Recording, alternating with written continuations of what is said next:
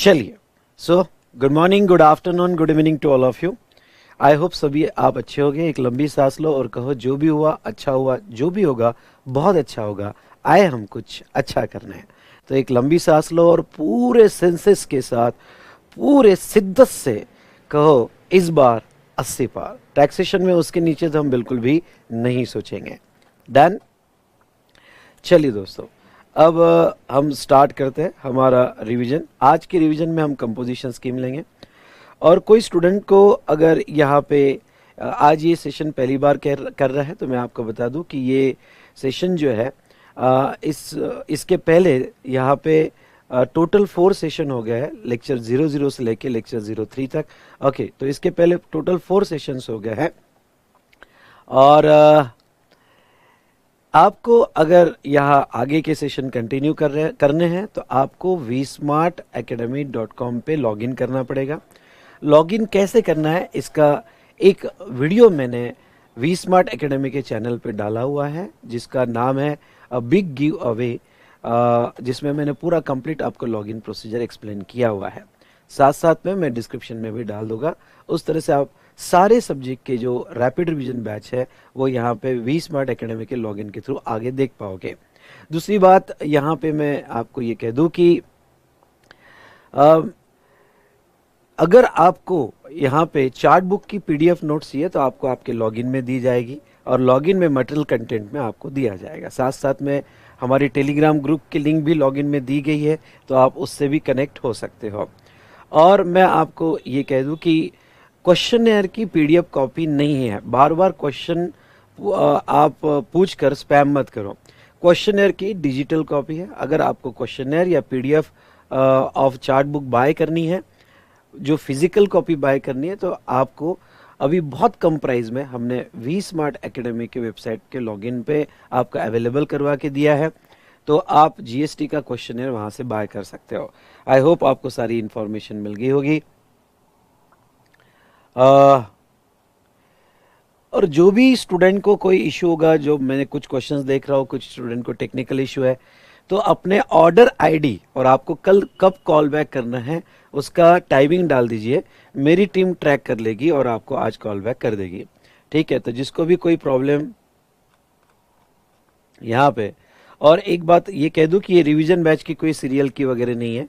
आपको सारा लेक्चर्स जो है लाइव सेशन में, और वही आपको प्लेलिस्ट में रिकॉर्डेड सेशन में आपके लॉगिन में आपको मिल जाएगा। चलिए, अब इससे ज़्यादा मैं आपके डाउट्स एंटरटेन नहीं करूँगा। बिना टाइम आगे लगाए हम स्टार्ट करते हैं आज का रिवीजन।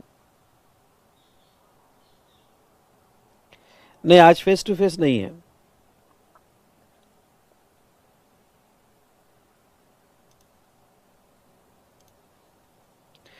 चलिए, so good morning to all of you. आज के रिवीजन में हम देखेंगे कंपोजिशन स्कीम और कुछ क्वेश्चंस आरसीएम और कंपोजिशन स्कीम के। चलो आ जाओ। यहाँ पे पूरी कंपोजिशन स्कीम मैंने एक पेज में कंप्लीट कर दी है।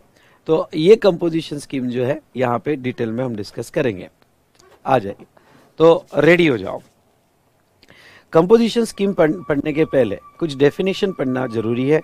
वो है एग्रीगेट टर्नओवर और टर्नओवर इन स्टेट। जीएसटी में ये 2 वर्ड्स का बहुत इंपॉर्टेंस है।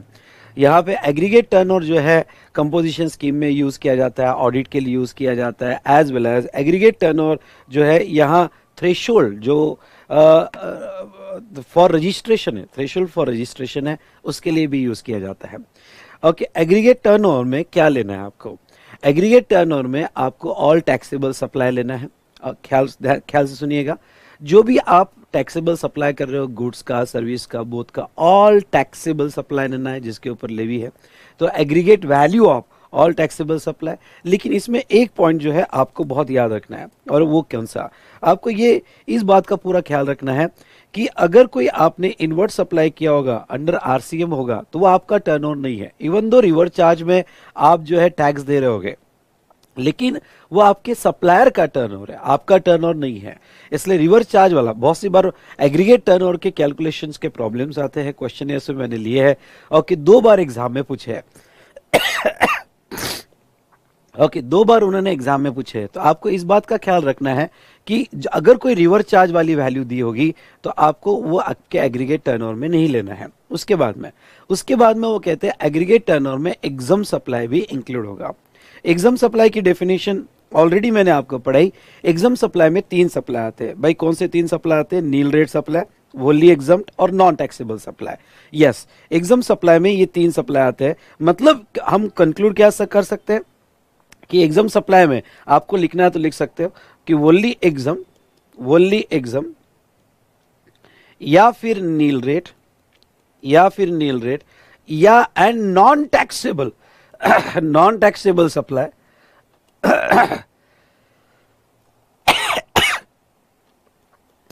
नॉन टैक्सेबल सप्लाई वो भी टर्नओवर में लिए जाएंगे। अब हमने डिस्कस क्या किया था, आपको याद होगा तो हमने जीएसटी में डिस्कस ये किया था कि वोनली एग्जाम टैक्सेबल है, कोई प्रॉब्लम नहीं, नील रेट भी टैक्सेबल है, वो कोई प्रॉब्लम नहीं। लेकिन ओके, जब आप अपना एग्रीगेट टर्नओवर निकालोगे तो कुछ सप्लाई ऐसे होते हैं जिसके ऊपर जीएसटी बिल्कुल भी नहीं आता है, लेकिन आपके एग्रीगेट टर्नओवर के कैलकुलेशन में वो लिया जाता है। जैसे नॉन टैक्सेबल सप्लाई में पेट्रोलियम प्रोडक्ट्स और alcoholic liquor for human consumption. अब जीएसटी नहीं भी आता होगा लेकिन आपके एग्रीगेट टर्नओवर में कैलकुलेट किया जाएगा। इससे क्या हो जाता है, इससे यहाँ पे जो भी कोई लिमिट एग्रीगेट टर्नओवर पे रखी गई है, जैसे कंपोजिशन स्कीम की लिमिट जो है 1.5 CR 75 लाख, जब लिमिट कैलकुलेट होती है तो उसमें नॉन टैक्सेबल सप्लाई भी गवर्नमेंट इंक्लूड कर रही है। मतलब वो नॉन टैक्सेबल सप्लाई की वजह से हमारी लिमिट जो है वो एग्जॉस्ट होती जाएगी। या 20 लाख का आपका रजिस्ट्रेशन का थ्रेशोल्ड रखा है, उसमें आपको नॉन टैक्सेबल सप्लाई भी कंसीडर करना है, तो उसमें क्या गड़बड़ हो जाता है? उसमें ये गड़बड़ हो जाता है कि नॉन टैक्सेबल सप्लाई होने की वजह से हम रजिस्ट्रेशन के स्कोप में आ जाते हैं। एक सिंपल सा एग्जाम्पल लेना चाहूंगा कि आपका टैक्सेबल सप्लाई का टर्नओवर 15 लाख है और आपका पेट्रोल पंप भी है। अब पेट्रोल पंप है जहां पेट्रोल सप्लाई करते हो उसका टर्नओवर 7 लाख है, जबकि वो 7 लाख पे जीएसटी आता नहीं है। पेट्रोलियम प्रोडक्ट्स जीएसटी के बाहर है, अल्कोहलिक लिकर जीएसटी के बाहर है। लेकिन गवर्नमेंट क्या कहती है, जब भी एक सवाल उठेगा कि आपने रजिस्ट्रेशन लेना चाहिए या नहीं लेना चाहिए, तो आपका 15 लाख का टैक्सेबल सप्लाई तो इंक्लूड होगा ही, प्लस 7 लाख का petroleum product non taxable supply भी इंक्लूड किया जाएगा। और वो इंक्लूड करके डिसाइड किया जाएगा कि आप जो है रजिस्ट्रेशन के लिए यहाँ पे मतलब लायबल हो या ना हो। तो ऐसे सिचुएशन में इस बात का ख्याल रखना कि जब भी आप एग्रीगेट टर्नओवर निकालोगे तो उसमें नॉन टैक्सेबल सप्लाई भी इंक्लूड करोगे। फिर वो एग्रीगेट टर्नओवर आप कंपोजिशन स्कीम के लिए निकालो या फिर रजिस्ट्रेशन फॉर थ्रेशोल्ड के लिए निकालो। चलिए, उसके बाद में आपका कोई एक्सपोर्ट टर्नओवर होगा तो वो एक्सपोर्ट टर्नओवर ऑफ गुड्स और सर्विसेज भी ऐड करना पड़ेगा। नेक्स्ट जो बड़ी इंपॉर्टेंट पॉइंट है एग्रीगेट टर्नओवर का, वो लास्ट है ये इंटरस्टेट सप्लाई अंडर डीडीपी। मतलब interstate supply between person having same pan. Same pan मतलब क्या, हमारा डीम्ड डिस्ट्रिक्ट पर्सन। ये बड़ा कि यहाँ पे जो प्रोविजन है कि वो बिल्कुल याद रखने लायक है। मतलब क्या, मतलब यहाँ पे ये है कि अगर आप स्टॉक ट्रांसफर करते हो तो जीएसटी तो आता है। अगर आपने डीडीपी को स्टॉक ट्रांसफर किया या सर्विसेज दी डीडीपी को, तो जो आपने स्टॉक ट्रांसफर किया डीडीपी को या सर्विस दी, उसकी भी वैल्यू आपके टर्नओवर में ली जाएगी। इसका इंपैक्ट क्या होता है, अगर आप एक लाइन में समझ सकते हो तो समझ लो मेरी एक ब्रांच नागपुर में और मैं पुणे में हूं। पुणे से मैं नागपुर में स्टॉक ट्रांसफर कर रहा हूं तो उसकी वैल्यू मेरे टर्नओवर में आ गई। प्लस प्लस मैं पुणे नागपुर से जब सप्लाई कर रहा होगा तो वो भी मेरा टर्नओवर है। यानी 2 बार टर्नओवर ऐड हो जाते हैं। स्टॉक ट्रांसफर का भी वैल्यू ऐड हो जाता है और जब मैं नागपुर से सेल करूंगा उसकी भी वैल्यू ऐड हो जाती है। सो दोस्तों, एग्रीगेट टर्नओवर में ये बड़ा प्रॉब्लम है, पर आपको ये पॉइंट स्पेशली याद रखना है। दूसरा, आपको जो ये टर्नओवर लेना है, ये लाइन बड़ी इंपॉर्टेंट है। और computed all India basis. All India basis का मतलब क्या है? ऑल इंडिया बेसिस का मतलब ये है कि जब भी आप एग्रीगेट की बात करो तो एग्रीगेट कोई इंडिविजुअल ब्रांच का नहीं होगा। पूरे इंडिया में जितने भी ब्रांचेस होगी under same pan, come on, जितनी भी ब्रांचेस होगी अंडर सेम पैन, सबका जो है टर्नओवर यहाँ पे लेगा, सबका टर्नओवर यहाँ पे लिया जाएगा। ओके, पर जब आप टर्नओवर निकालोगे तो आप सिर्फ जीएसटी छोड़ दोगे, बाकी सारे टैक्सेस ऐड करोगे, लेकिन जीएसटी उसमें कंसीडर नहीं करोगे। ये जो थी definition of aggregate turnover. Okay, तो ये डेफिनेशन अच्छे से पढ़ के जाना। इसके ऊपर 2 बार क्वेश्चंस जो है ओके यहाँ पे पूछे गए हैं और यहाँ how to calculate aggregate turnover, उसके मार्क्स आप बिल्कुल ओके मत छोड़ना। उसके बाद में turnover in state.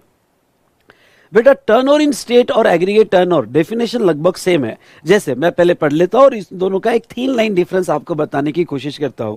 Turnover in state में अगर आप देखोगे तो ऑल टैक्सेबल सप्लाई आएगा एक्सक्लूडिंग रिवर्स चार्ज, यानी सारे टैक्सेबल सप्लाई आएंगे रिवर्स चार्ज को छोड़ के। एग्जाम सप्लाई आएगा, एक्सपोर्ट सप्लाई आएगा और इंटरस्टेट सप्लाई भी आएगा। ओके, लेकिन दोनों में क्या डिफरेंस है? जब आप एग्रीगेट टर्नओवर ले रहे हो तो पूरे इंडिया का आप टर्नओवर लोगे, वहां एक लाइन आपकी आनी चाहिए, to be computed on all India basis.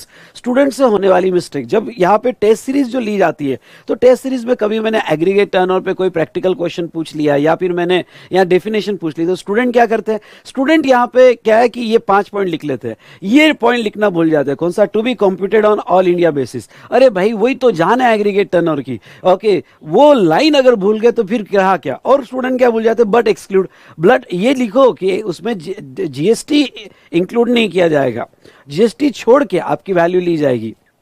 Now और टर्नओवर इन स्टेट में क्या है? टर्नओवर इन स्टेट में ओके यहां पे ऑल इंडिया नहीं, ओके यहां पे उस स्टेट से, ओके उस स्टेट से ऑल जो, जैसे लेट्स से एग्जांपल महाराष्ट्र से क्या टैक्सेबल सप्लाई किया, प्लस क्या एग्जाम सप्लाई किया, क्या एक्सपोर्ट सप्लाई किया, महाराष्ट्र से जितना एक्सपोर्ट होगा या महाराष्ट्र से जितना इंटरस्टेट होगा वो उसके एग्रीगेट टर्नओवर में लिया जाएगा। डेफिनेशन लगभग सेम है, सिर्फ यहाँ पे ऑल इंडिया पैन बेसिस पे, तो यहाँ पे वो पॉइंट नहीं है। नेक्स्ट मैं आपको ये बता दूं, एक्सक्लूड, इसमें भी जीएसटी से एक्सक्लूड होगा।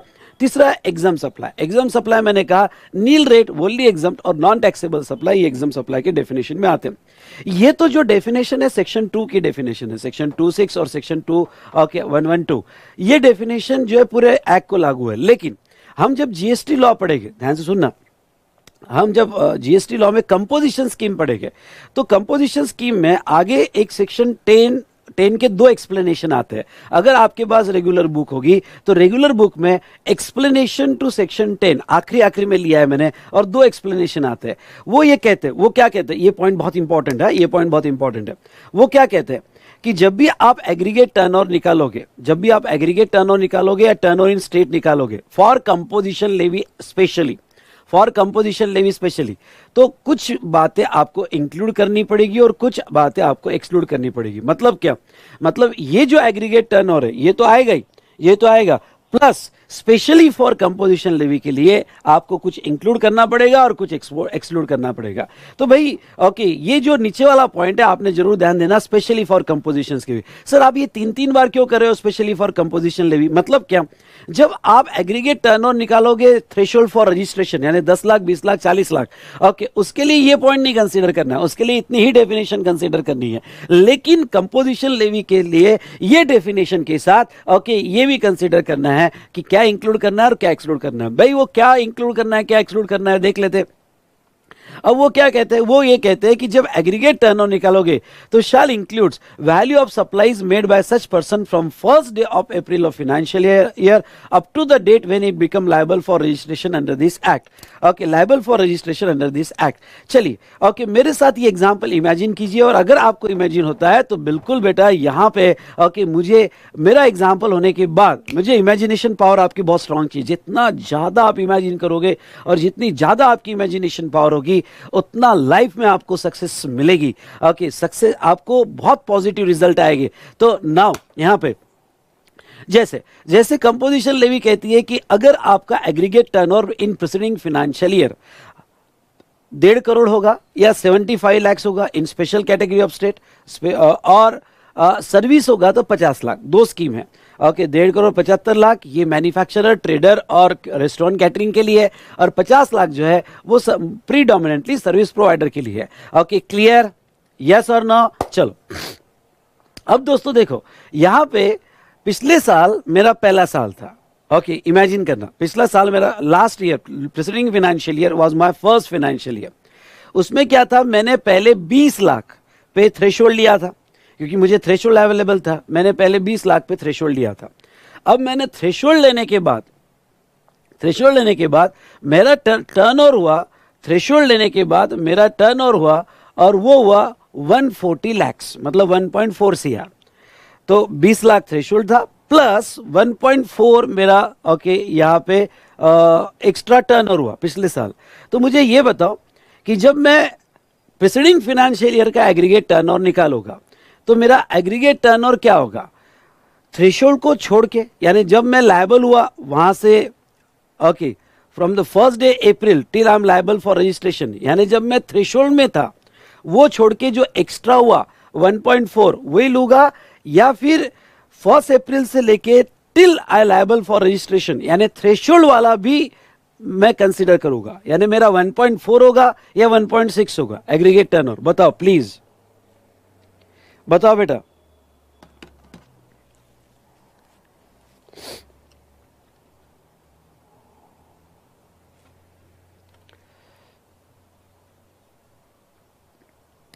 ओके, मतलब ये कि थ्रेशोल्ड में 20 गया और एक्स्ट्रा 1.4 हुआ तो क्या होगा, तो 1.6 होगा बेटा, 1.4 नहीं 1.6 होगा। वो ये कह रहे हैं कि जब भी आप एग्रीगेट टर्नओवर निकालोगे करंट ईयर का या प्रीवियस ईयर का, तो जो ड्यूरिंग थ्रेशोल्ड हुआ, यानी 1 अप्रैल से लेके till you become liable for registration, यानी ड्यूरिंग जो थ्रेशोल्ड हुआ जब तक आपका रजिस्ट्रेशन नहीं आता है, वो भी टर्नओवर आपके एग्रीगेट टर्नओवर में लिया जाएगा। फिर वो प्रीसीडिंग ईयर का एग्रीगेट टर्नओवर निकाल रहे हो या करंट ईयर का एग्रीगेट टर्नओवर निकाल रहे हो क्या। लेकिन जो मेन इंपॉर्टेंट पॉइंट याद रखना है वो आपको कौन सा रखना है, but shall not includes value of exempt supply of service provided by way of extending deposit loan advances insofar as consideration is charged by interest or discount। अब देखो, आपको याद होगा तो मैंने इंटरेस्ट का एक कॉन्सेप्ट आपको पढ़ाया था और मैं पहले से पढ़ा देता हूं।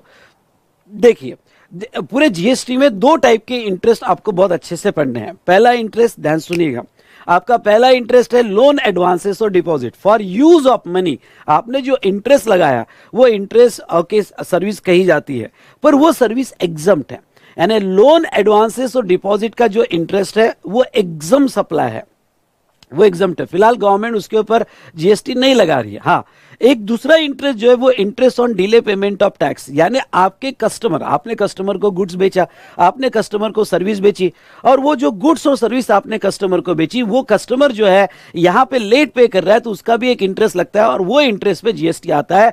उसका टाइम ऑफ सप्लाई जो मंथ में इंटरेस्ट मिलेगा वो आता है, अगर आपको यहाँ पे समझ में आ रहा होगा। और एक बात का ध्यान रखना, फिर से मैं ये कहना चाहूंगा यहाँ पे ओके, फिर से मैं ये कहना चाहूंगा कि आपको सब याद है, माइंड में पहले फिक्स कर दो, माइंड में पहले फिक्स कर दो कि आपको सब याद है, आपने ऑलरेडी पढ़ा हुआ है, सिर्फ आपको कनेक्शन लगाने हैं, सिर्फ आपको कनेक्शन लगाने हैं मेरे साथ। क्लियर?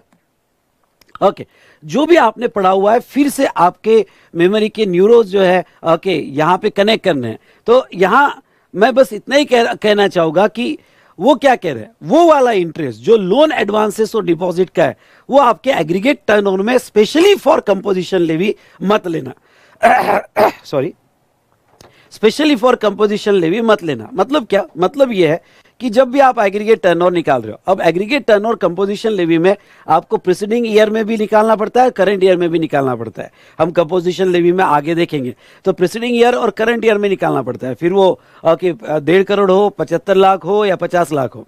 तो अब क्या हुआ कि पिछले साल मेरा टोटल टर्नओवर था, एग्जाम्पल देखो, पिछले साल मेरा टोटल टर्नओवर था 152 लैक्स, आई रिपीट 152 लैक्स। उसमें से मेरा इंटरेस्ट जो था, मुझे इंटरेस्ट मिला लोन पे, मैंने किसी को लोन दिया, डिपॉजिट्स रखे, एफडी रखी, उसका इंटरेस्ट मिला। वो इंटरेस्ट 152 में से 5 लाख का इंटरेस्ट था, 152 में से 5 लाख का इंटरेस्ट था। तो बोलिए दोस्तों, ओके 152 माइनस 5 लाख होगा या ओनली 152, क्योंकि अगर मैं 152 ले लूं तो मुझे कंपोजिशन स्कीम नहीं मिलेगी। लेकिन शैल नॉट इंक्लूड्स, मेरे एग्रीगेट टर्नओवर में मैं इंटरेस्ट एलिमेंट एक्सक्लूड कर दूं तो मुझे कंपोजिशन लेवी मिल जाएगी। तो बोलो क्या होगा, ओके 152 लूंगा या 147 लूंगा, 152 लूंगा या 147 लूंगा? करेक्ट, वेरी गुड, ओके 147 लूंगा। तो वो इंटरेस्ट एलिमेंट जो है वो इंटरेस्ट एलिमेंट यहां पे आप कंसीडर नहीं करोगे for calculation of aggregate turnover. Very good, okay तो मैं यहाँ 152 माइनस 5 लूंगा, ये हुई ना बात। ओके और देखो जो भी कनेक्टेड है उन्होंने अभी तक अटेंडेंस नहीं लगाया, गलत बात है। ओके लाइक करो, अपना अटेंडेंस लगाओ, ओके तो मजा आएगा, मुझे भी आपको बताने मजा आएगा। ओके आप अपनी फटाफट अटेंडेंस लगाओ, ऐसा मत करो। ओके मैं अपनी तरफ से पूरी मेहनत कर रहा हूं, आप अपनी अटेंडेंस लगाओ। ओके तो चलिए, तो नेक्स्ट हम देखेंगे turnover in state, turnover in state और turnover in union territory. तो अब देखो टर्न ओवर इन स्टेट की डेफिनेशन, ये तो डेफिनेशन लेनी पड़ेगी, मतलब all taxable supply, exempt supply, export supply, interstate supply. Okay, ये डेफिनेशन तो लेनी पड़ेगी जो वो स्टेट से टर्नओवर हुआ। ओके, लेकिन आपको जो है यहां पे सुनो, स्पेशली कंपोजिशन लेवी के लिए कुछ आपको और इंक्लूड एक्सक्लूड करना पड़ेगा। तो वो क्या कह रहे हैं, जब आप कंपोजिशन लेवी के लिए टर्न ओवर इन स्टेट निकालोगे तो टर्न ओवर इन स्टेट जो है shall not includes, turn over in state shall not includes, ख्याल रखना। अब ये क्या कहते हैं, shall not include the following supply. पहला, okay, supplies from the first day of April of financial year up to the date when such person become liable for registration, और दूसरा interest और discount on loan advances और deposit। इस point को याद रखो।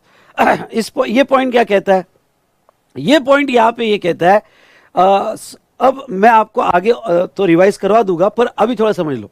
जब आप कंपोजिशन स्कीम में होते हो तो कंपोजिशन स्कीम में, ओके, जैसा मैं आपको यहाँ पे लिख के बताता हूँ, अगर आपका aggregate turnover preceding financial year का, ओके, एग्रीगेट टर्नओवर आपका, okay, does not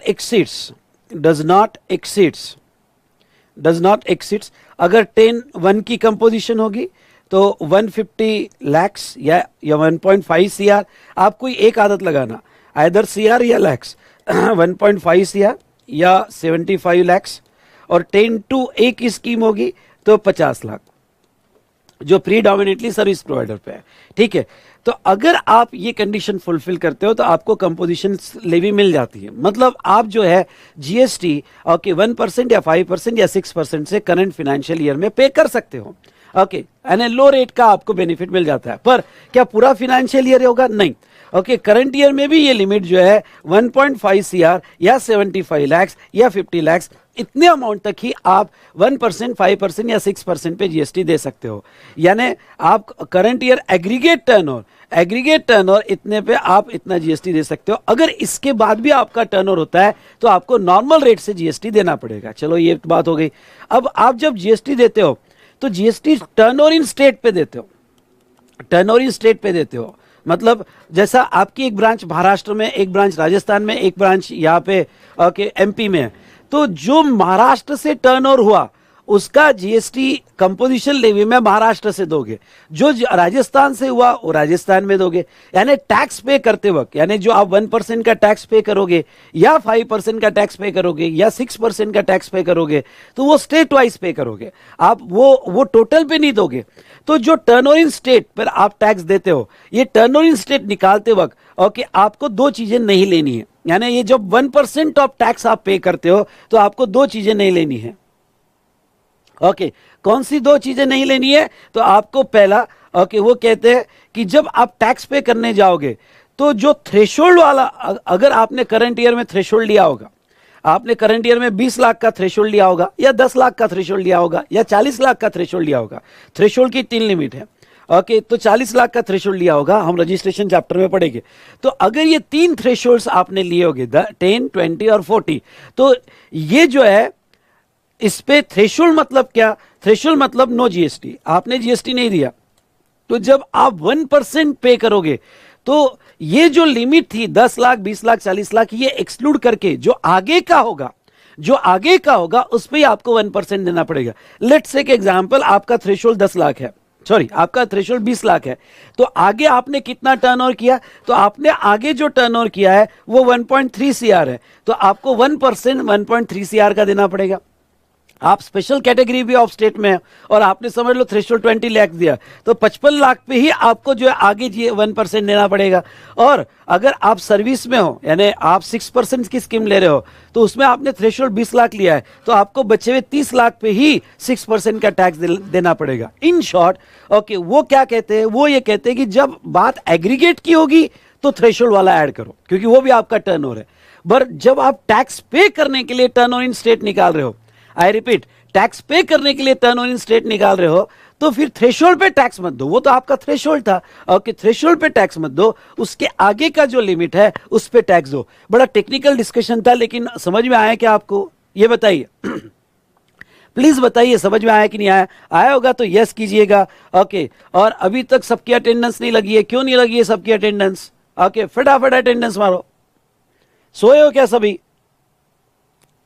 yes, okay.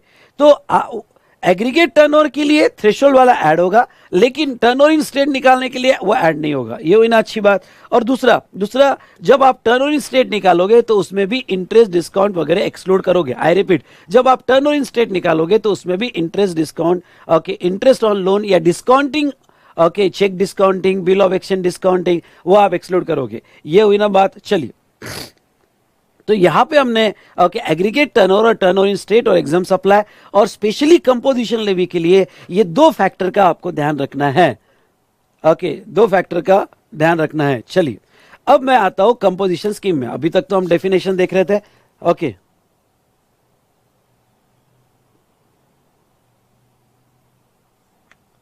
ठीक है, चलो। आपके कोई भी डाउट्स क्वेश्चन होंगे तो बाद में आखिरी में लूंगा। रिवीजन है भाई, और वो भी रैपिड रिवीजन है। ओके, मुझे कवर करना है, क्वेश्चन के लिए हम आखिरी में देखेंगे। चलो, अब आ जाते हैं थ्रेशोल्ड कंपोजिशन और नॉर्मल स्कीम। देखो, थ्रेशोल्ड क्या होता है? थ्रेशोल्ड फॉर रजिस्ट्रेशन मतलब आपको कुछ लिमिट तक जीएसटी देने की जरूरत नहीं है। फिर गवर्नमेंट ने आपको कंपोजिशन लेवी का भी ऑप्शन दिया है और फिर नॉर्मल स्कीम का ऑप्शन दिया है। इन तीनों स्कीम में डिफरेंस क्या है, बहुत इंपॉर्टेंट है, समझ लो। ओके, ये फ्लो जो है, ओके, यहाँ पे अगर आप छोटे बिजनेसमैन हो, स्मॉल डीलर हो, फिर थोड़े बड़े हो गए, फिर थोड़े बड़े हो गए, तो अगर आपका टर्नओवर 10 लाख, ओके, 4 स्टेट में, ओके, कौन सा 10 लाख थ्रेशोल्ड 4 स्टेट में लगता है? अगर आपको याद होगा तो त्रि मनी वाला नाग मुझे दिखा, 4 स्टेट, त्रि मनी वाला नाग मुझे दिखा। त्रि मतलब त्रिपुरा, मनी मतलब मणिपुर, नाग मतलब नागपुर नहीं, ओके, नाग मतलब नागालैंड, ओके, और मुझे मतलब मिजोरम।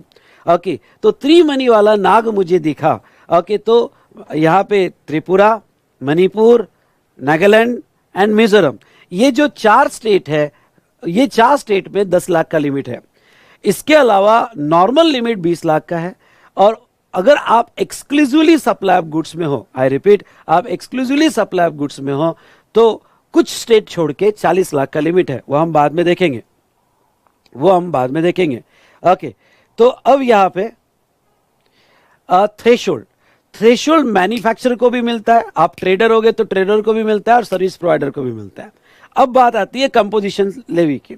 अगर आपका एग्रीगेट टर्नओवर, ओके, अगर 10(1) की कंपोजिशन स्कीम ले रही है तो मैन्युफैक्चरर, ट्रेडर और सर्विस प्रोवाइडर के लिए 1.5 CR है। Special category of state except Assam, Himachal Pradesh और जम्मू एंड कश्मीर, 3 स्टेट छोड़ के बाकी स्पेशल कैटेगरी ऑफ स्टेट में होगा तो 75 लाख है। और अगर आप 10(2) की स्कीम ले रहे हो तो 50 लाख है, जिसमें 6% का जीएसटी आता है। वो भी तीनों का अवेलेबल है। और नॉर्मल स्कीम मतलब आप कंपोजिशन लेवी नहीं ले रहे हो, आप जो टैक्स पे कर रहे हो यहाँ पे नॉर्मल रेट से दे रहे हो। अब आपका सवाल होगा कि सर ये जो कंपोजिशन लेवी लोग क्यों लेते हैं? ओके, इसका सबसे बड़ा बेनिफिट ये है कंपोजिशन लेवी का कि आपको रिकॉर्ड मेंटेन नहीं करने पड़ते, क्वार्टरली स्टेटमेंट होता है, ईयरली रिटर्न होता है, कंप्लायंस कॉस्ट कम हो जाती है। और ये कंपोजिशन लेवी मोस्टली उन लोगों को ज्यादा बेनिफिशियल है जिनके ट्रांजेक्शन B2C है और आगे टैक्स का बेनिफिट पास ऑन नहीं करना है in the form of ITC। हाँ, लेकिन अगर आपके ट्रांजैक्शन B2B है तो ये कंपोजिशन लेवी कतई आपको बेनिफिशियल नहीं होती है। क्यों? क्योंकि आपको टैक्स इनवॉइस देखे सामने वाला जो है आपका वो क्रेडिट लेना चाहता है, सामने वाला क्रेडिट लेना चाहता है। तो ऐसे सिचुएशन में ओके, जो स्मॉल रिटेलर है, B2C ट्रांजैक्शन करते हैं, उनको गवर्नमेंट ने कंप्लायंस कॉस्ट से बचाने के लिए, रिकॉर्ड कॉस्ट बचाने के लिए एक सिंपल स्मॉल परसेंटेज का टैक्स लगाया है। ओके, बाकी नॉर्मल स्कीम जिसमें आप ITC लो और ओके सामने टैक्स इनवॉइस दो। कंपोजिशन स्कीम के नुकसान क्या है? ओके, नुकसान यह है कि आप जो है ITC नहीं ले सकते, ओके, फॉर पेमेंट ऑफ 1%, 5%, 6%। आप ये बर्डन कस्टमर को पास ऑन भी नहीं कर सकते। ये केस में आप टैक्स इनवॉइस नहीं बना सकते, आपको बिल ऑफ सप्लाई बनाना पड़ता है। तो वो उसके नुकसान है। ओके, डिपेंड्स कि आपका नेचर ऑफ बिजनेस क्या कहता है। ओके, तो टैक्स बेनिफिट, ओके, थ्रेशोल्ड में टैक्स देना नहीं है। कंपोजिशन स्कीम में आपको कंपोजिट रेट से टैक्स देना है और नॉर्मल स्कीम में आपको जो भी 5%, 12%, 18% या 28% वही रेट से आपको टैक्स देना है। उसके बाद में रजिस्ट्रेशन की बात करेंगे। ओके, तो यहां पे रजिस्ट्रेशन जो है तो यस बेटा ध्यान से सुनो, जो रजिस्ट्रेशन है, रजिस्ट्रेशन थ्रेशोल्ड में होगा तो नॉट रिक्वायर्ड, कंपोजिशन स्कीम में होगा तो रजिस्ट्रेशन लेना पड़ता है। ध्यान सुनना, क्यों? क्योंकि कंपोजिशन स्कीम में आप टैक्स देते हो तो रजिस्ट्रेशन आपका होना जरूरी है, इसलिए आपको कंपोजिशन स्कीम लेना भी होगा तो भी आपको रजिस्ट्रेशन लेना है, नॉर्मल स्कीम में तो लेना ही पड़ेगा। जीएसटी इनवॉइस थ्रेशोल्ड में नहीं देना पड़ता है। कंपोजिशन स्कीम में उसका नाम होता है बिल ऑफ सप्लाई। बोलो क्या नाम होता है? Bill of supply. और यहां पे क्या नाम होता है? Tax invoice. आई रिपीट, यहां पे क्या नाम होता है? Tax invoice. उसके बाद में रिकॉर्ड, यहां रिकॉर्ड मेंटेन करने की जरूरत नहीं है, यहां to the some limited extent ही रिकॉर्ड मेंटेन करना पड़ेगा, तो as per prescribe record normal scheme में मेंटेन करना पड़ेगा। आईटीसी थ्रेशोल्ड में मिलता ही नहीं है। कंपोजिशन लेवी में भी इवन दो आप रजिस्टर्ड हो पर आईटीसी नहीं मिलता है, लेकिन नॉर्मल स्कीम में होता है आईटीसी मिल जाता है। रिटर्न थ्रेशोल्ड के केस में नहीं लगता है। नेक्स्ट यहां पे रिटर्न जो है ईयरली जाता है, जीएसटी एनुअली जाता है जीएसटीआर 4 में, और 9A में भी आपको एक जो है पूरा एनुअल रिटर्न देना पड़ता है, और आपका नॉर्मल रिटर्न वो भी पूरे साल का जाता है। At the end of April आपको फाइल करना पड़ता है जीएसटीआर 4 में। क्वार्टरली स्टेटमेंट जाते हैं CMP 08 में, और पेमेंट ऑफ टैक्स जो आपको स्मॉल परसेंटेज से करना है 1%, ओके, वो भी आपको जो है क्वार्टरली पे करना पड़ेगा। और नॉर्मल स्कीम में GSTR 1, 2, GSTR 3 भी ओके, ये मंथली क्वार्टरली बेसिस पे जाएंगे, मंथली और क्वार्टरली बेसिस पे जाएंगे। तो ये देखा हमने यहाँ पे कंपोजिशन स्कीम, उसके क्या बेनिफिट्स हैं एक्सेट्रा। चलिए अब हम देखते हैं कंपोजिशन स्कीम। देखो बेटा, ये चार्ट मैं फिर से कहता हूं, I have tried my best कि पूरा चैप्टर कंपोजिशन लेवी का एक चार्ट में खत्म कर दूं। हाँ, इसके रिलेटेड मैंने कोई डायग्राम्स लिए होंगे तो वो आप रेगुलर बुक से देख लेना, अगर आपने मेरा रेगुलर क्लास किया हो, और नहीं भी किया हो तो ये रिवीजन तो हो ही जाएगी, साथ साथ में क्वेश्चन देख लेना। ओके, तो चलिए 2 कंपोजिशन लेवी है पूरे इसमें, एक है 10(1) और एक है 10(2)(a). ठीक है, यहाँ पे 10(1) कर देना, एक है 10(1) और एक है 10(2)(a). 2 कंपोजिशन लेवी दी है। 10(1) की कंपोजिशन लेवी, ध्यान से सुनिएगा, 10(1) की कंपोजिशन लेवी किसके लिए है? तो 10(1) की कंपोजिशन लेवी यहाँ मैन्युफैक्चरर, कैटरिंग एंड रेस्टोरेंट और ट्रेडर, ओके, जो प्रीडोमिनेंटली सर्विस में नहीं है, ओके, उनके लिए है।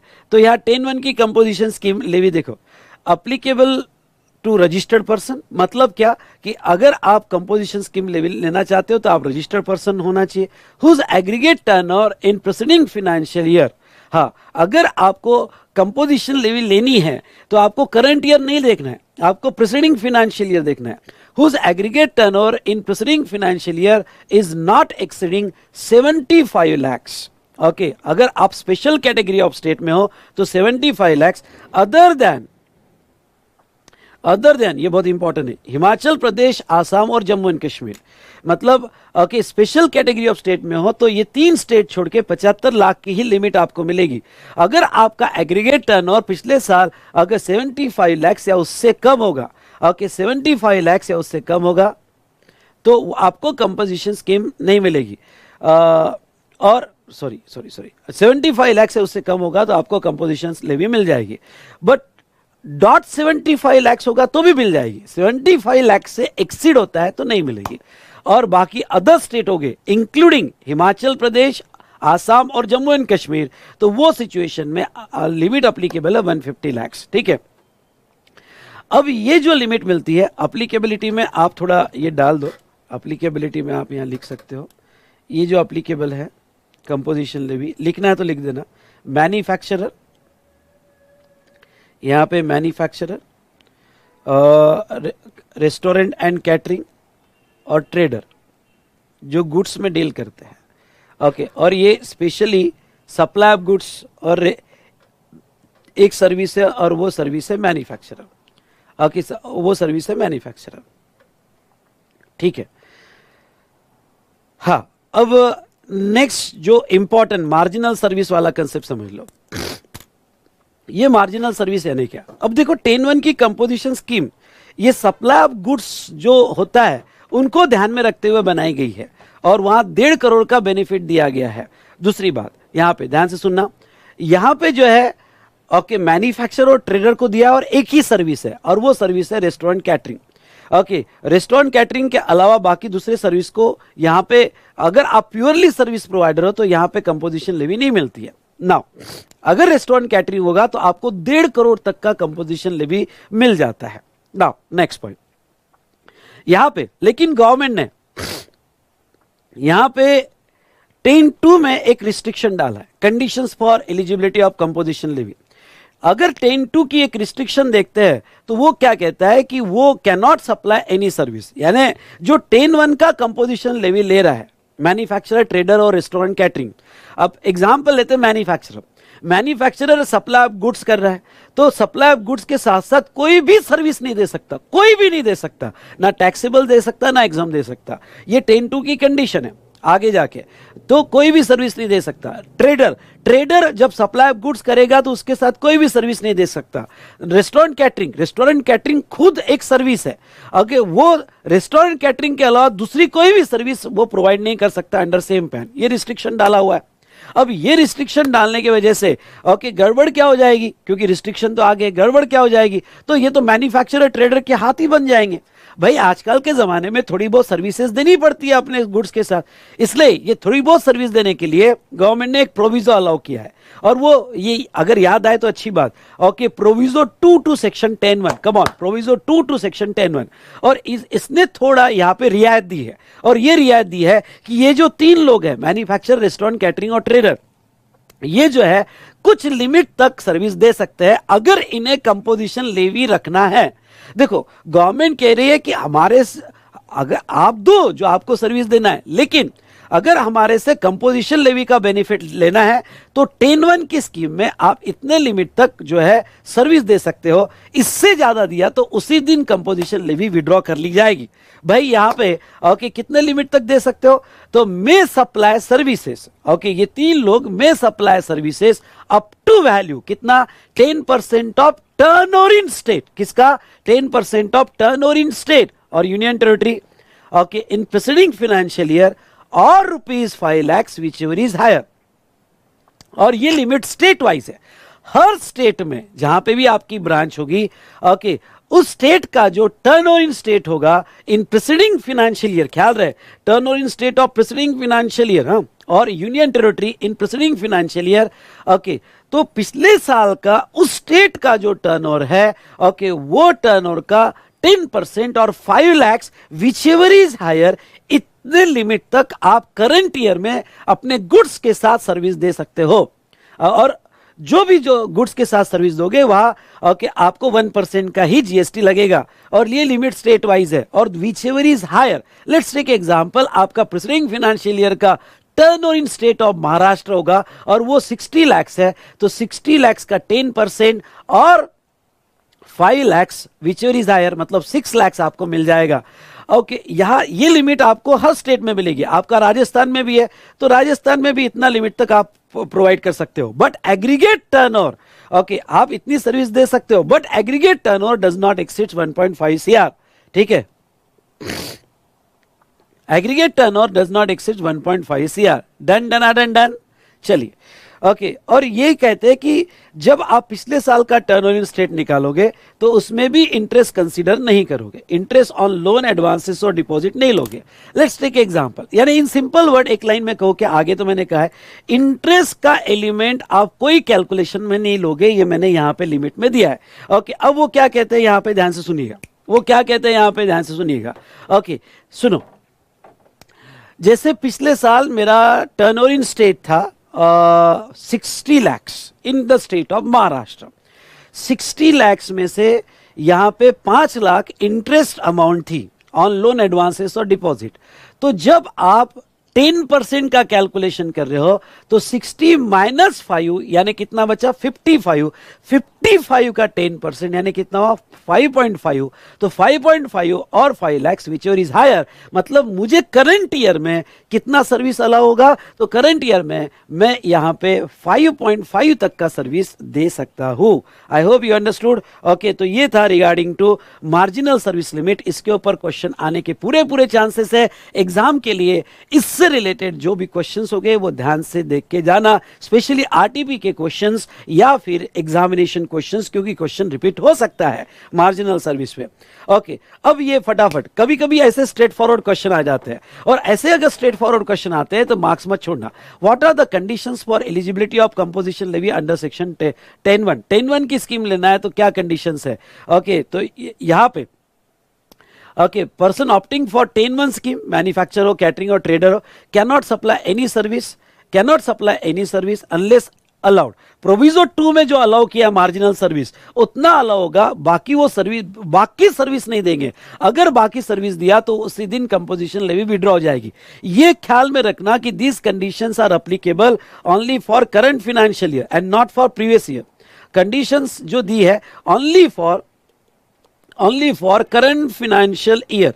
ओके, अब देखो प्रॉब्लम सॉल्व करते वक्त ऐसा हो सकता है कि भाई उसने लास्ट ईयर का डेटा दिया हो, तो लास्ट ईयर में कोई दिक्कत नहीं, आप लास्ट ईयर में नॉन टैक्सेबल सप्लाई कर सकते हो, इंटरस्टेट सप्लाई कर सकते हो, ईसीओ सप्लाई कर सकते हो, सर्विस कितना भी दो, हमें लास्ट ईयर से कोई कंसर्न नहीं। बस इतना ही है कि aggregate turnover of preceding financial year does not exceed 1.5 CR और 75 lakhs, बस उतना ही कंसर्न है। ओके, हम ये सारी कंडीशन जो एप्लीकेबल होगी वो करंट फाइनेंशियल ईयर में एप्लीकेबल होगी दोस्तों। कम ऑन यार, कम ऑन, ये सारी कंडीशन एप्लीकेबल होगी वो करंट फाइनेंशियल ईयर में एप्लीकेबल होगी। मतलब क्या? मतलब आपने करंट फाइनेंशियल ईयर में मार्जिनल सर्विस से ज्यादा अगर सर्विस दी तो उसी दिन कंपोजिशन लेवी प्रोस्पेक्टिवली विड्रॉ होगी, रिट्रोस्पेक्टिवली नहीं, प्रोस्पेक्टिवली विड्रॉ होगी। लेट्स टेक एग्जांपल, आपका aggregate turnover preceding financial year में 1.5 CR है, आपका aggregate turnover preceding financial year में 1.5 CR है। ओके, ये बात गलत है, अभी तक आपने अटेंडेंस नहीं लगाई। अटेंडेंस लगाओ, जो भी रह गया अटेंडेंस लगाओ फटाफट। ओके, और अटेंडेंस कैसे लगाना है? लाइक करके। ओके, मैं चाहता हूं कि मेरे साथ आप इन्वॉल्व हो जाओ, रिवीजन में मजा आएगा आपको, सारी चीजें कनेक्ट हो जाएगी बॉस। और ये चार्ट और ये क्वेश्चनर, ओके बस इतना ही करो, मजा आ जाएगा। बोलो यस सर। ओके, तो चलिए यहां पे अब एक एग्जांपल लेता हूं, हम कहां थे? ओके, एग्जांपल लेता हूं, मेरा aggregate turnover preceding financial year का, ओके प्रीसीडिंग फाइनेंशियल ईयर का मेरा एग्रीगेट टर्नओवर, मैंने पिछले प्रीसीडिंग फाइनेंशियल ईयर में कुछ भी किया हो, मेरा एग्रीगेट टर्नओवर जो है वो 90 lakhs था, 90 lakhs था। तो ऐसे केस में मुझे कंपोजिशन लेवी मिल गई। अब कंपोजिशन लेवी में ये करंट फाइनेंशियल में अप्रैल में मेरा टर्नओवर हुआ, ध्यान रखना अप्रैल में टर्नओवर हुआ 20 लाख, मई में हुआ 30 लाख, 50 लाख का हुआ। करंट ईयर में मैं 1.5 करोड़ तक 1% से टैक्स दूंगा, पर अभी तो 50 ही हुआ, 20 + 30 50 हुआ। ओके, तो 50 का 1% दिया। अब ओके, क्या हुआ कि मैंने सर्विस दे दी और सर्विस मार्जिनल लिमिट से ज्यादा दे दी। अब जैसे ही मैंने मार्जिनल लिमिट से सर्विस ज्यादा दे दी, कंपोजिशन स्कीम विड्रॉ हो जाएगी। अरे सर 1.5 करोड़ नहीं, तुम्हारी मार्जिनल लिमिट खत्म हुई। अब तुमको जो भी मार्जिनल लिमिट मिली होगी, ओके वो खत्म हो गई, खत्म होते ही कंपोजिशन लेवी विड्रॉ हो जाएगी। और अब इसके आगे रिट्रोस्पेक्टिवली नहीं, इसके आगे जो है आपको जो टैक्स देना है वो टैक्स आपको नॉर्मल रेट से देना पड़ेगा। ओके, तो ये जो था ये कंडीशन है। दूसरा, you are not engaged in supply of goods or supply of service which are non taxable under GST। मतलब क्या? मतलब देखो, आपको कंपोजिशन लेवी नहीं मिलेगी अगर आप नॉन टैक्सेबल सप्लाई कर रहे हो, या फिर आपने कंपोजिशन लेवी ली और जिस दिन से आपने नॉन टैक्सेबल सप्लाई कर दिया, नॉन टैक्सेबल मतलब पेट्रोलियम प्रोडक्ट है, alcoholic liquor for human consumption है, उसी दिन कंपोजिशन लेवी विड्रॉ हो जाएगी करंट फाइनेंशियल ईयर में। अगर सर मैंने पिछले साल नॉन टैक्सेबल सप्लाई किया तो पिछले साल कुछ भी करने यार, पिछले साल से मुझे कोई लेना देना नहीं। ओके, पिछले साल नॉन टैक्सेबल सप्लाई किया होगा, प्रॉब्लम में ऐसा दिया होता है कि इन preceding financial year interstate supply किया, अलाउड, पिछले साल अलाउड है, बट एक ही कंडीशन है कि aggregate turnover does not exceeds 1.5 CR और 75 lakhs। ये सारी कंडीशन करंट ईयर में है। करंट ईयर में जिस दिन भी नॉन टैक्सेबल सप्लाई किया हो उसे कंपोजिशन स्कीम नहीं मिलेगी। इंटरस्टेट आउटवर्ड सप्लाई किया हो गुड्स और सर्विस का, मतलब क्या? देखो, इंटरस्टेट इनवर्ड सप्लाई अलाउड है। मतलब क्या? मतलब ये हुआ कि अगर आपने ओके दिल्ली से माल खरीदा, कोई दिक्कत नहीं, कंपोजिशन लेवी मिल जाएगी। रिस्ट्रिक्शन किसके ऊपर है? Interstate outward supply. अब इंटरस्टेट में क्या आता है? इंटरस्टेट में आता है from one state to another state, one state to union territory, या इंपोर्ट एक्सपोर्ट भी किया हो, सुनिए ध्यान से, इंपोर्ट एक्सपोर्ट भी किया हो तो आपकी कंपोजिशन स्कीम उसी दिन विड्रॉ कर ली जाएगी, आपको कंपोजिशन लेवी नहीं मिलेगी। उसके बाद में नेक्स्ट क्या? उसके बाद में not engage in eco supply, जहां टीसीएस कट होता है। अब ये तो ओके, यहाँ यस बेटा, अमेजॉन के केस में, स्विगी के केस में, ओके, अगर आप अपना माल ईसीओ के थ्रू बेच रहे हो, इलेक्ट्रॉनिक कॉमर्स ऑपरेटर के थ्रू बेच रहे हो, अमेजॉन के थ्रू बेच रहे हो, समझ लो मैं एक ट्रेडर हूं, ओके, और मैं मैन्युफैक्चरर हूं, और मेरा माल मैं अमेजॉन के थ्रू बेच रहा हूं, जो मेरा टीसीएस काटता है, tax collection at source, okay, under section 52 TCS काट रहा है, तो वो केस में जो ट्रेडर अमेजॉन के थ्रू बेच रहा है, या फ्लिपकार्ट के थ्रू बेच रहा है, या स्विगी के थ्रू बेच रहा है, या रेस्टोरेंट कैटरिंग स्विगी के थ्रू बेच रहा है, तो उससे 150 लाख की कंपोजिशन लेवी नहीं मिलेगी करंट फाइनेंशियल ईयर में, ओके, या उसी दिन विड्रॉ हो जाएगी जिस दिन से उसने ईसीओ सप्लाई चालू कर दिया। Okay, next, not a manufacturer of notified goods. Notified goods में इस बार कुछ गुड्स ऐड किए, वो केयरफुली देख लेना। ओके, जैसे आपको याद होगा, तो अगर वो नोटिफाइड गुड्स का मैन्युफैक्चरर होगा, कम ऑन यार, नोटिफाइड गुड्स का मैन्युफैक्चरर होगा तो कंपोजिशन स्कीम जाएगी, ट्रेडर होगा तो मिलेगी, ओके, रेस्टोरेंट कैटरिंग होगा तो मिलेगी, मैन्युफैक्चर होगा तो नहीं मिलेगी। लेट्स टेक एग्जांपल, आइसक्रीम दिया, edible ice, paan masala, aerated water, tobacco substitutes, okay, ये जो है इस तो कभी कभी क्या आ जाता है कि डायरेक्टली आ जाता है कि टोबैको सब्स्टिट्यूट्स या एरिएटेड वाटर, तो आपको क्लिक हो जाना चाहिए, तो नोटिफाइड गुड्स है, और ये अगर मैन्युफैक्चर सप्लाई करता है तो कंपोजिशन स्कीम नहीं मिलती है। और फ्लाई ऐश ब्रिक्स, या हाँ, ये अभी नए ऐड हुए हैं, ओके, ये लास्ट टाइम अमेंडमेंट हुई थी कि fly ash bricks, bricks fossil mills and etcetera, तो ये थोड़ा बहुत अमेंडमेंट देख लेना वहां पे। ओके, तो ये कुछ एटम्स जो है अगर इसके मैन्युफैक्चर हो गए, कम ऑन, मैन्युफैक्चर हो गए, तो उसे कंपोजिशन स्कीम नहीं मिलेगी। और उसके बाद में सीटीपी और एनआरटीपी। सर ये सीटीपी क्या होता है? Casual taxable person. ओके, आगे आएगा, रजिस्ट्रेशन चैप्टर में पढ़ा होगा। तो आप अगर कैजुअल टैक्सेबल पर्सन हो गए या एनआरटीपी हो गए, नॉन रेसिडेंट टैक्सेबल पर्सन हो गए, तो आपको कंपोजिशन स्कीम नहीं मिलेगी। ओके, तो ये हमने देखा 10(2) की स्कीम। ओके, 10(2) की स्कीम जो है यहाँ पे कहाँ नहीं मिलेगी। उसके बाद में एलिजिबिलिटी कंडीशंस। ओके, हाँ सॉरी, ये तो 10(2) था। चलो, हमने 10(1) और 10(1) के साथ 10(2). ओके, जो 10(1) की स्कीम ले रहा है उसको करंट फाइनेंशियल ईयर में ये कंडीशन फुलफिल करना पड़ेगा। अब 10(2) की स्कीम क्या है? 10(2) की स्कीम प्रीडोमिनेंटली सर्विस प्रोवाइडर के लिए। ओके, मैंने ओनली सर्विस प्रोवाइडर के लिए नहीं कहा, प्रीडोमिनेंटली सर्विस प्रोवाइडर के लिए। ये प्रीडोमिनेंटली सर्विस प्रोवाइडर का मतलब क्या? मतलब आप ओनली सर्विस का बिजनेस कर रहे हो, जैसे प्रोफेशनल कंसल्टेंसी है, ओनली सर्विस का बिजनेस है, ट्रेनिंग कोचिंग ओनली सर्विस का बिजनेस है।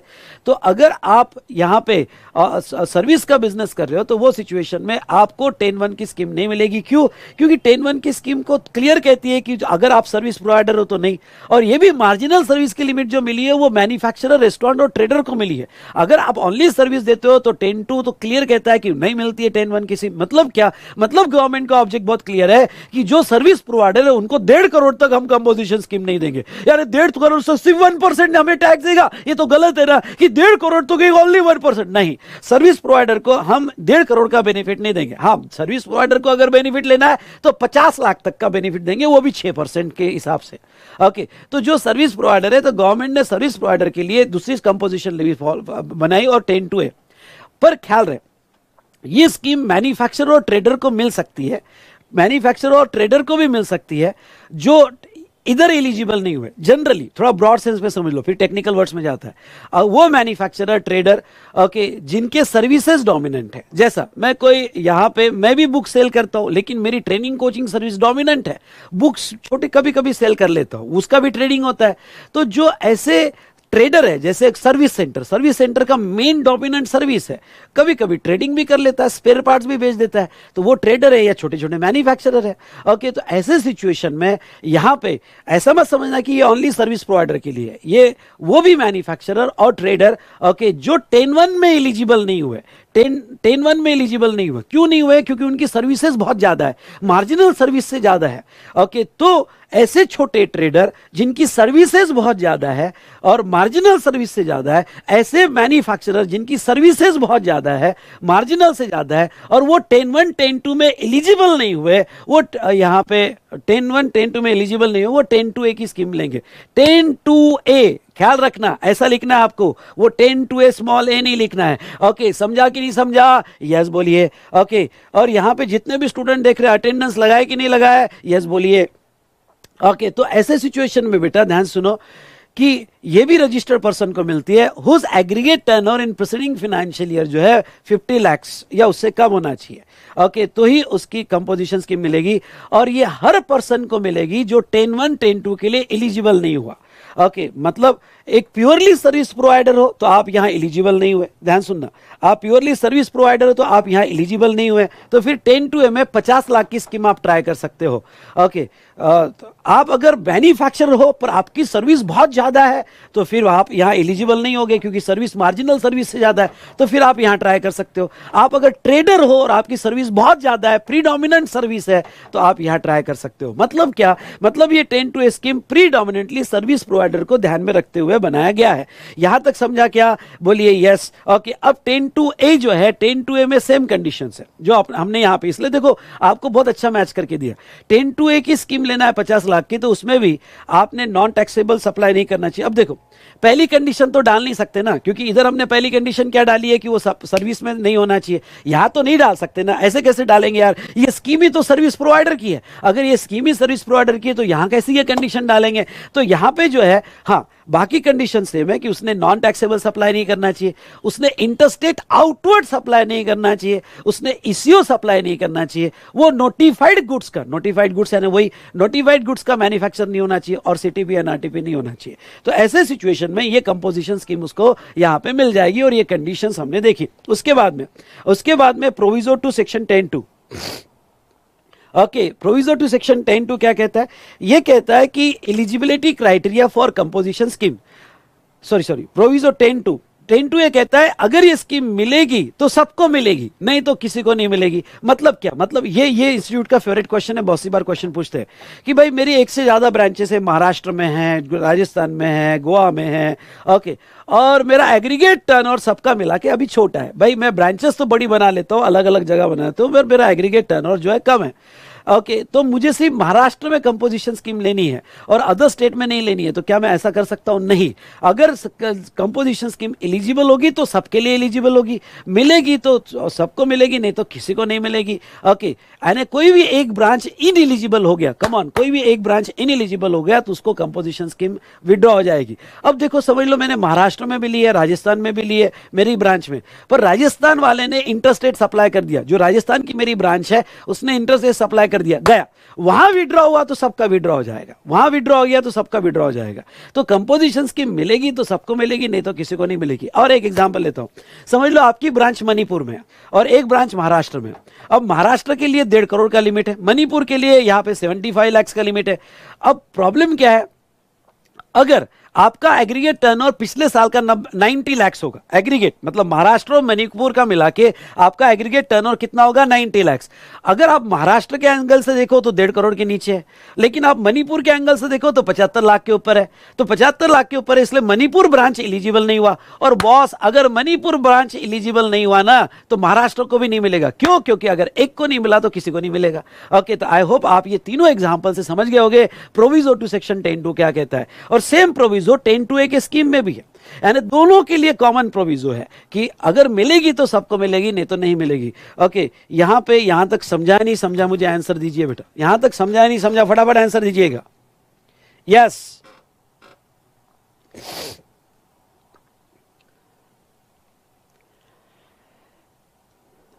बोलो बेटा, बोलो बोलो बोलो, समझा या नहीं समझा?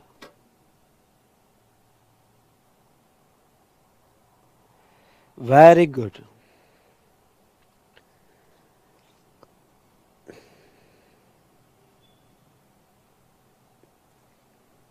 चलो, अब सेक्शन 10(3) क्या कहता है? सेक्शन 10(3) कहता है eligibility criteria for composition scheme. मतलब अगर आपने प्रीसीडिंग फाइनेंशियल ईयर का टर्न और कंडीशन फुलफिल कर दिया, ये स्कीम में या ये स्कीम में कंडीशन अगर आपने फुलफिल कर दिया, तो आपको करंट ईयर में कितने लिमिट तक एलिजिबल होगा कंपोजिशन स्कीम? तो आपको उतना ही, मतलब इन करंट फाइनेंशियल ईयर, ओके, आपकी composition scheme, current financial year आपकी कंपोजिशन स्कीम उस दिन लैप्स हो जाएगी जिस दिन आपका एग्रीगेट टर्नओवर 150 लाख या 75 लाख या 50 लाख खत्म हो जाएगा। मतलब आप करंट ईयर में क्या पूरा साल 1% 5% में दोगे? नहीं, आप जो है करंट ईयर में जो टैक्स दोगे 1.5 करोड़ तक, जिस ओके एग्रीगेट टर्नओवर, एग्रीगेट सारी ब्रांचेस का मिला के 1.5 करोड़ तक या 50 लाख या 75 लाख तक, ओके आप यहाँ पे ये रेट में टैक्स दे सकते हो। भाई रेट क्या है कंपोजिशन स्कीम के? ध्यान सुनना, ये बहुत इंपॉर्टेंट है, बहुत इंपॉर्टेंट है। रेट क्या है कंपोजिशन स्कीम के?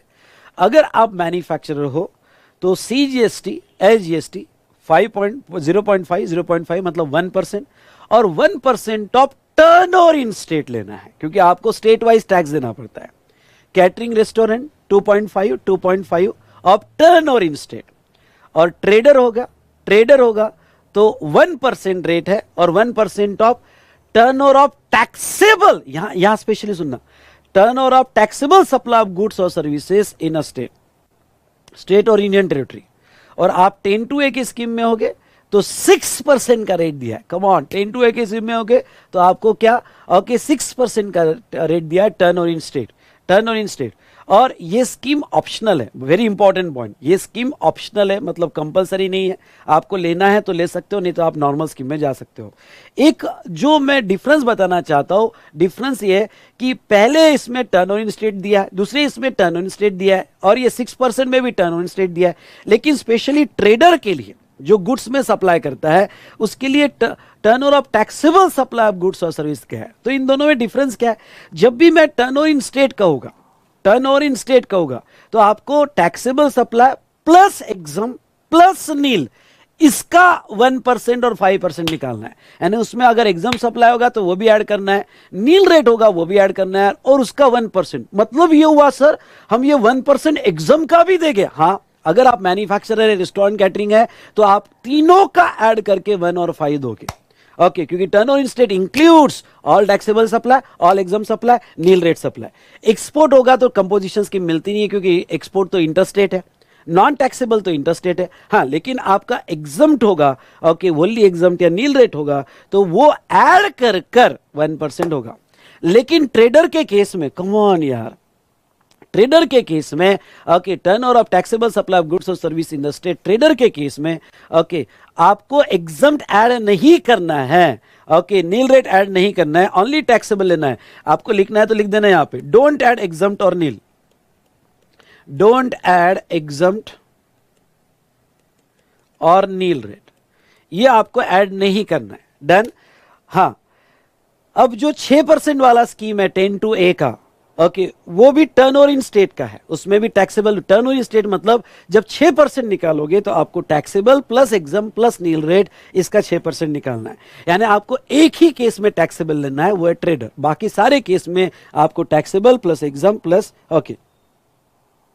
तो आप जब करंट ईयर का कंपोजिशन लेवी में जीएसटी कैलकुलेट करोगे, करंट ईयर का कंपोजिशन लेवी में जीएसटी कैलकुलेट करोगे, तो आपको ट्रेडर के केस में सिर्फ टैक्सेबल का लेना है, बाकी के केस में आपको एग्जाम प्लस नील रेट सारा ऐड कर देना है। ओके, तो ये हमने देखा। चलो आ जाते हैं other conditions for composition levy. Okay, composition levy की अदर कंडीशंस ये है कि आप आउटवर्ड सप्लाई पर टैक्स कलेक्ट नहीं कर सकते, आप आईटीसी नहीं ले सकते, और आप टैक्स इनवॉइस नहीं दे सकते। उसके बाद में ओके यहां पे अगर आपने कंपोजिशन स्कीम आपको नहीं मिलती है, तभी भी आपने ले ली, ओके जबकि नहीं मिलती है आपको कंपोजिशन स्कीम कुछ कंडीशंस के वजह से, क्योंकि आप इंटरस्टेट कर रहे हो या जो भी है, पर आप ले रहे हो, तो आपके ऊपर पेनल्टी लगाई जाएगी और सेक्शन 73 74 की एक्शन भी ली जाएगी और आपसे पूरा टैक्स भी मांगा जाएगा। उसके बाद में रूल 5 की कुछ कंडीशंस बहुत इंपॉर्टेंट है। आप बिल ऑफ सप्लाई बनाओगे और बिल ऑफ सप्लाई पे ओके आप 10(1) की स्कीम ले रहे हो या 10(2)A की स्कीम ले रहे हो, आप बिल ऑफ सप्लाई बनाओगे और बिल ऑफ सप्लाई पे क्लियरली लिखोगे composition taxable pair not eligible for supplies. मतलब आपके इनवॉइस में ये टाइटल होना बहुत जरूरी है, ये लिखा होना जरूरी है। और आप अपने बिजनेस प्रीमाइसेस पे क्लियरली डिस्प्ले में लिखोगे कंपोजिशन टैक्सेबल पर्सन, ये आप क्लियरली लिखोगे। ओके, उसके बाद में कुछ प्रोसीजर। ओके, कंपोजिशन स्कीम अगर आपको लेनी है, मैंने अब सारे पॉइंट्स कवर कर लिए बॉस, इतना पढ़ लो, क्वेश्चन देख लो, हाथ खत्म। ओके, सारे पॉइंट्स मैंने। इंटीमेशन बाय अनरजिस्टर्ड पर्सन मतलब क्या? अगर आपको कंपोजिशन लेवी लेनी है, ओके, तो रजिस्ट्रेशन तो करवाना पड़ेगा। और आप इसके पहले अनरजिस्टर्ड थे, क्यों? क्योंकि 20 लाख तक का टर्नओवर तक आप अनरजिस्टर्ड हो। अब आज आपका 20 लाख का टर्नओवर क्रॉस हो रहा है, तो आज अगर आपका 20 लाख का टर्नओवर क्रॉस हो रहा है और अब आप रजिस्ट्रेशन के लिए जा रहे हो, तो जब पहली बार रजिस्ट्रेशन के लिए जाओगे तो रजिस्ट्रेशन फॉर्म में REG01 रजिस्ट्रेशन फॉर्म में एक ऑप्शन होता है, और वो है कि कंपोजिशन लेवी, उस पर आप टिक कर दो। उस पर टिक कर दो तो वही इंटीमेशन मान लिया जाएगा। लेकिन अगर आप ऑलरेडी रजिस्टर्ड हो, मतलब आपने रजिस्ट्रेशन पहले ही ले लिया और आपका एग्रीगेट टर्नओवर 1.5 करोड़ 75 लाख या 50 लाख से नीचे है, तो वो सिचुएशन में आपको स्पेशल इंटीमेशन CMP 02 फॉर्म में देना पड़ेगा। अब ध्यान से सुनना, मेरा एक पॉइंट बहुत इंपॉर्टेंट है। ऐसा देखो, कंपोजिशन लेवी जो है आपको हर वो साल मिलेगी अगर आपका aggregate turnover preceding financial year में 1.5 CR 75 लाख या 50 लाख से नीचे होगा। यानी समझ लो आपने ये साल कंपोजिशन लेवी लिया, नेक्स्ट ईयर नहीं मिला क्योंकि टर्नओवर बढ़ गया, उसके नेक्स्ट ईयर आपने वापस ले सकते हो। क्यों? क्योंकि टर्नओवर कम होगा प्रीसीडिंग फाइनेंशियल ईयर का। तो जब भी आपका प्रीसीडिंग फाइनेंशियल ईयर का टर्नओवर 1.5 करोड़ के नीचे जाएगा या 75 लाख या 50 लाख के नीचे लाएगा, तो आप कंपोजिशन स्कीम ले सकते हो। उसके बाद में यहाँ अगर आप ऑलरेडी रजिस्टर्ड हो तो इंटीमेशन CMP 02 में देना पड़ेगा। एक बहुत इंपॉर्टेंट पॉइंट, अगर आपकी एक से ज्यादा ब्रांचेस है इंडिया में, तो क्या सभी जगह इंटीमेशन देने की जरूरत नहीं है? सभी जगह इंटीमेशन देना पड़ेगा क्या? नहीं। आपने अगर कोई एक प्लेस से, जैसे महाराष्ट्र से मैंने इंटीमेशन दे दिया कि मैं कंपोजिशन स्कीम ले रहा हूं, तो ये अज्यूम कर लिया जाएगा कि पूरे इंडिया के ब्रांचेस के लिए and deem to be an intimation in respect of all place of business registered under same PAN. सारे इंडिया के लिए आपने इंटीमेशन दे दिया। MCQ क्वेश्चन आ सकता है कि क्या मुझे हर ब्रांच के लिए सेपरेट इंटीमेशन देना पड़ेगा? नहीं। उसके बाद में इफेक्टिव डेट, तो जनरली अगर आपका एग्रीगेट टर्न और प्रीसीडिंग फाइनेंशियल ईयर का 1.5 करोड़ से कम होगा, तो आपको पहले ही यानी ईयर स्टार्ट होने के पहले ही आपको यहाँ पे इंटीमेशन देनी पड़ेगी और आपको 1 अप्रैल से कंपोजिशन स्कीम लागू हो जाएगी। उसके बाद में वैलिडिटी ऑफ कंपोजिशन स्कीम, जब तक आप सारी कंडीशन फुलफिल करते हो तब तक आपकी कंपोजिशन स्कीम वैलिड रहेगी। पर जैसे ही आपने एग्रीगेट टर्नओवर क्रॉस कर दिया 150 लाख 50 या 75 या 10(2) की कंडीशन कोई फुलफिल नहीं की, उसी दिन आपकी कंपोजिशन लेवी विड्रॉ कर ली जाएगी। Person ceases to fulfil above condition, तो जैसे जो 10(2) की कंडीशन दी है या 10(2)A की कंडीशन दी है, जब तक वो फुलफिल करता है ठीक है। जब तक अगर वो यहाँ पे सीजेस टू फुलफिल, यानी अगर उसने कंपोजिशन स्कीम विड्रॉ हो गई तो उसको एक फॉर्म देना पड़ता है CMP 04 में। सर फॉर्म याद करने क्या? नहीं, अगर याद हो जाए तो अच्छी बात, 7 डेज में देना पड़ेगा। क्या अब नेक्स्ट पॉइंट है, कंपोजिशन स्कीम से मैं वॉलंटरी बाहर आ सकता हूं क्या? अब मैं कंपोजिशन स्कीम ले लिया, लेकिन अब मुझे ना बाहर आना है कंपोजिशन स्कीम के, क्योंकि मैं एक बहुत बड़ा मशीन खरीद रहा हूं और मुझे ITC चाहिए। तो मुझे ITC चाहिए तो मुझे अब बाहर आना है, या मेरे अब कस्टमर B2B ज्यादा आ रहे हैं, मुझे बाहर आना है। अभी भी मेरा लिमिट बाकी है, 1.5 करोड़ का लिमिट मिला है, उसमें से 70 लाख का लिमिट मैंने यूज किया है और अभी बाकी 80 लाख का लिमिट बाकी है, पर मुझे बाहर आना है कंपोजिशन स्कीम के। आप बाहर कभी भी आ सकते हो, डरो मत। बस आपको एक फॉर्म देना है विड्रॉल ऑफ कंपोजिशन स्कीम का CMP 04 और आप बाहर कभी भी आ सकते हो। सर ये बताइए कि जब मैं बाहर आ रहा हूं तो मुझे रिट्रोस्पेक्टिवली पूरा टैक्स नॉर्मल रेट से देना पड़ेगा? नहीं, आपको प्रोस्पेक्टिवली जो आपने कंपोजिशन लेवी में दे दिया 70 लाख का, अब इसके आगे जो आप टैक्स दोगे वो नॉर्मल रेट से आप टैक्स दोगे। और जैसे आप कंपोजिशन लेवी से बाहर आ गए तो आपको अपने स्टॉक का पूरा डिटेल्स देना पड़ता है, as well as tax invoice उसके बाद में इशू करना पड़ता है। कंपोजिशन स्कीम में फॉर्मेलिटीज कैसी होगी? तो कंपोजिशन स्कीम में फॉर्मेलिटीज होगी कि आप क्वार्टरली स्टेटमेंट दोगे, रिटर्न नहीं, क्वार्टरली स्टेटमेंट दोगे और हर क्वार्टर होने के बाद 18 तारीख को आप उसका GST पे करोगे गवर्नमेंट को, तो 18 को पे करोगे और स्टेटमेंट दोगे CMP 08 में। उसके बाद में रिटर्न जो आप फाइल करोगे वो पूरे ईयर का फाइल करोगे और वो 30 अप्रैल यानी 31 मार्च का ईयर खत्म होने के बाद आप 30 अप्रैल तक GSTR 4 दोगे और आप एनुअल रिटर्न भी दोगे GSTR 9A में। तो यहां तक हमारी प्रोसीजर सारी कंपोजिशन लेवी में खत्म हो जाती है। और मैंने यहाँ इंटरेस्ट के कैलकुलेशन दिए हैं, ये इंटरेस्ट के कैलकुलेशन देख लेना। मैं एक लाइन में कहना चाहूंगा कि जब भी कोई कैलकुलेशन करो, आप क्या कैलकुलेशन करते हो कंपोजिशन लेवी में? एग्रीगेट टर्नओवर, पिछले साल का एग्रीगेट टर्नओवर, करंट ईयर का। जब भी कोई एग्रीगेट टर्नओवर जब भी कैलकुलेट करो तो इंटरेस्ट मत लेना, इंटरेस्ट मत लेना। ओके, जब भी आप टर्नओवर इन स्टेट कैलकुलेट करोगे तो इंटरेस्ट मत लेना। जब भी आप 10% का कैलकुलेशन करोगे तो इंटरेस्ट मत लेना। इन शॉर्ट, आप जो है इंटरेस्ट कहीं पे भी कंसीडर नहीं करोगे ऑन लोन, एडवांसेस और डिपॉजिट। चलो ये भी पढ़ लेते हैं। ओके, ये देखो, aggregate turnover of XYZ Limited in preceding financial year 152 lakhs, which includes interest on loan, advances or deposit 3 lakhs. Whether composition levy is available in current financial year? Okay, 152 था, interest 3 lakh था, 152 minus 3 यानी 149 हुआ। yes, वो 150 से नीचे है। Okay, तो मुझे composition levy मिल जाएगी। अगर आप 75 lakhs की लिमिट में हो तो वो डिडक्ट करो। आप सॉरी बेटा, आप 50 लाख की लिमिट में हो तो वो आप डिडक्ट करो। चलो दूसरा एग्जांपल लेते हैं। XYZ limited has opted composition levy in current financial year. Okay, उसने कंपोजिशन स्कीम ले ली। सॉरी बेटा, एक मिनट।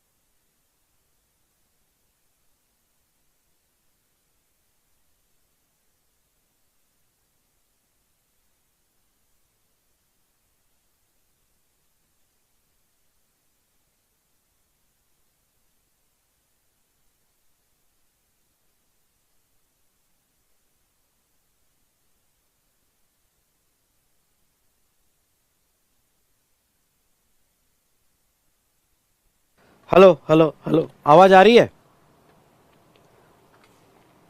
हेलो, आ जाएगी आवाज आ जाएगी। हाँ, दूसरा हम यहाँ पे लेते हैं। XYZ limited has opted composition levy, second वाला। अब उसने कंपोजिशन लेवी ले लिया। ओके, और लिया मतलब उसका टर्नओवर प्रीसीडिंग फाइनेंशियल ईयर का थ्रेशोल्ड लिमिट से कम था। करंट ईयर में टिल सितंबर उसका एग्रीगेट टर्नओवर 155 लाख हुआ, जिसमें 10 लाख का इंटरेस्ट इंक्लूडेड था। तो बताओ, करंट ईयर में तो मुझे कंपोजिशन लेवी 1.5 करोड़ तक मिलेगी, पर क्या मेरा लिमिट एग्जॉस्ट हो गया? नहीं। करंट ईयर का जब एग्रीगेट टर्नओवर निकालोगे तो 155 माइनस 10, मतलब आपका लिमिट जो अभी तक एग्जॉस्ट हुआ वो 145 हुआ। यानी अभी भी आप बचे हुए 5 लाख का आप यहां पे कंपोजिशन लेवी ले सकते हो।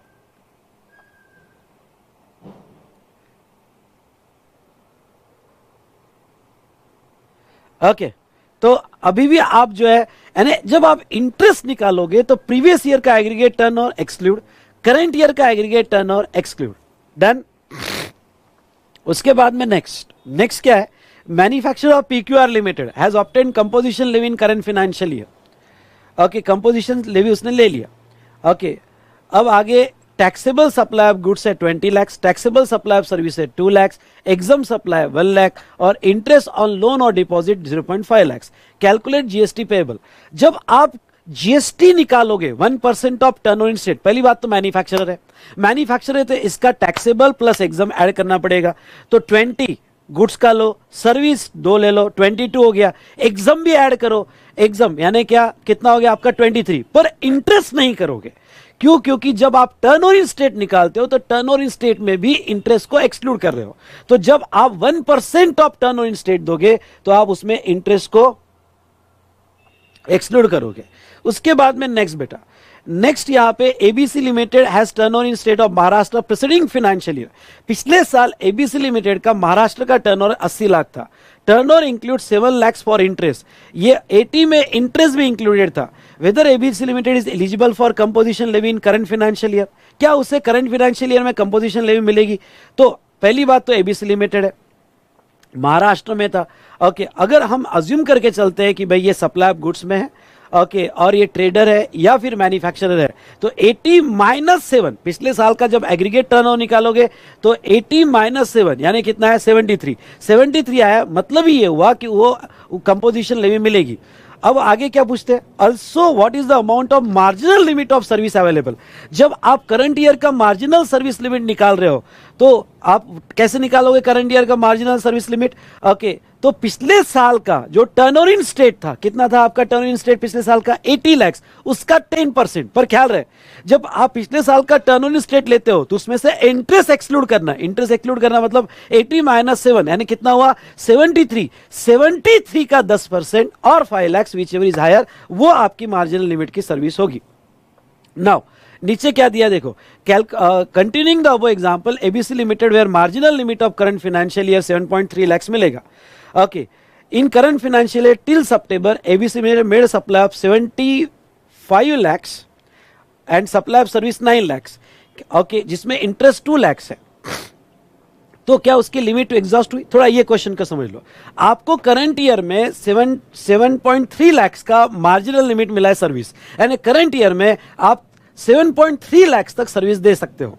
अब उन्होंने सितंबर एंड तक का डेटा दिया, उन्होंने कहा कि गुड्स तो 75 लाख हो गया और सर्विस 9 लाख होगी। ओह, सर्विस 9 लाख होगी मतलब 7.3 के ऊपर चलेगी। तो 7.3 के ऊपर चलेगी तो क्या अब लिमिट विड्रॉ हो जाएगी क्या? नहीं।